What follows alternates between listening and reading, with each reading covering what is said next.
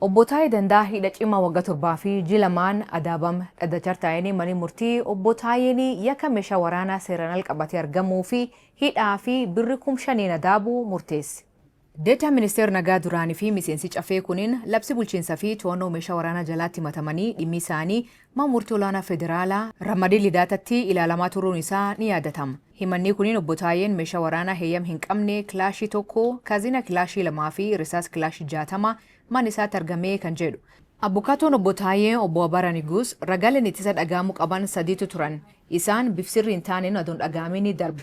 Murteewwan murtii murteessuu kabajnullee komii qabnaa jechuun BBC dubbate. Taayeen nama waggaa dheeraa fi manidhaa ture. Jalqaba Yuunivarsiitii Finfinnee aduu baratu akka lakkoofsa Itoophiyaa bara 1996 mormii barattoota hordofee hidhame. Gaafasii barattoonni Oromoo 300 ta'anii barumsirraa ari'aman.